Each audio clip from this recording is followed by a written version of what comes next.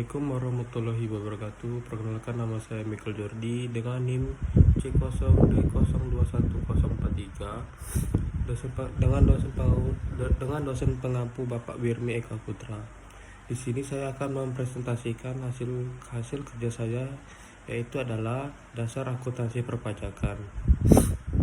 Akuntansi perpajakan merupakan pengertian penting yang harus dipahami wajib pajak. Akuntansi perpajakan diperlukan untuk mendapatkan perhitungan pajak yang akurat.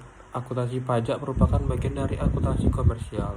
Akuntansi pajak tidak memiliki standar seperti akuntansi komersial yang diatur dalam standar akuntansi keuangan atau SAK.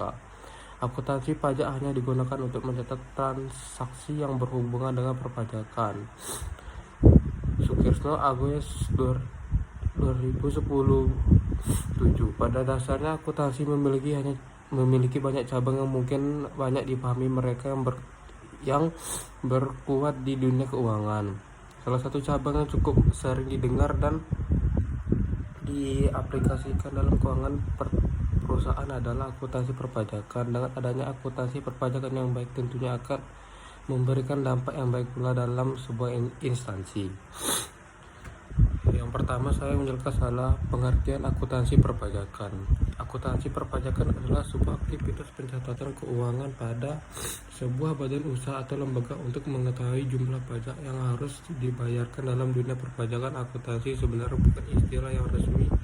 Istilah yang tepat sebenarnya adalah pembukuan atau pencatatan.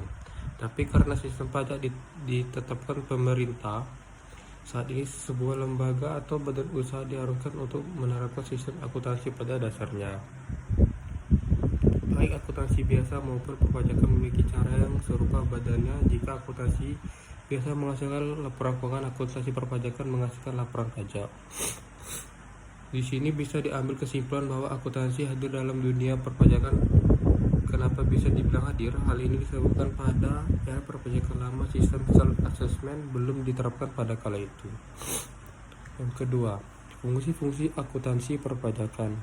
Yang pertama, untuk membangun kesadaran pajak bagi wajib pajak. Yang kedua, sebagai alat analisis dan prediksi tentang potensi pajak perusahaan di masa depan. Ketiga, untuk melindungi hak penerimaan negara. Yang keempat, untuk sebagai penyajian bahan evaluasi. Prinsip akuntansi perpajakan. Pada prinsip dasar akuntansi pajak, pajak sebagai diatur dalam pasal 4 ayat 4 Undang-Undang KUHP menyatakan bahwa pengisian SPT tahunan pajak penghasilan oleh wajib pajak diwajibkan untuk dilakukan pembukuan harus dilengkapi dengan laporan keuangan berupa neraca dan laporan laba rugi serta keterangan lain yang diperlukan untuk menghitung besaran penghasilan kena pajak atau PKP. Dari gambaran tersebut, laporan keuangan mempunyai peran yang penting. Tujuan utama pelaporan keuangan fiskal adalah menyajikan informasi yang digunakan sebagai bahan menghitung dasar penggunaan pajak terutang. Ada tiga prinsip akuntansi perpajakan, yaitu prinsip dasar kesatuan, yaitu melalui metode self-assessment negara menyatakan secara tidak langsung percaya pada setiap perusahaan akan tanggung jawabnya pada negara. Dengan kata lain, prinsip ini menggunakan pendapat bahwa perusahaan menjadi salah satu kekuatan ekonomi negara. Yang kedua, prinsip dasar historis. Prinsip kedua ini mencakup pada pencatatan keuangan menurut kejadian sebenarnya. Bisa dibilang perpajakan meminta pencabutan berupa lapor SPT pajak dibuat sebenar-benarnya atau real. Yang ketiga, prinsip dasar pengungkapan secara penuh. Lalu yang terakhir ada prinsip pengungkapan penuh, di mana prinsip ini adalah penguat prinsip sebelumnya. Akuntan diwajibkan untuk memberikan data pencatatan untuk setiap aktivitas. Namun selain detail laporan juga harus menyajikan informasi yang jelas. Yang selanjutnya adalah klasifikasi pajak. Klasifikasi pajak terbagi menjadi dua, yaitu pajak langsung dan pajak tidak langsung. Pajak langsung adalah pajak yang dikenakan berdasarkan jumlah penghasilan dan kekayaan yang dimiliki. Untuk besarnya pajak sudah diatur dalam undang-undang perpajakan. Pembayaran pajak ini langsung harus dibayarkan oleh wajib pajak secara langsung, tidak boleh diwakilkan atau dibebankan kepada orang lain. Pajak tidak langsung adalah pajak yang dibayarkan ketika menjadi sebuah transaksi keuangan Bedanya pajak tidak langsung ini bisa dibebankan atau dipindahkan kepada orang lain. Contohnya adalah ketika Anda membeli satu produk di mall, biasanya harga sudah termasuk dengan pajaknya.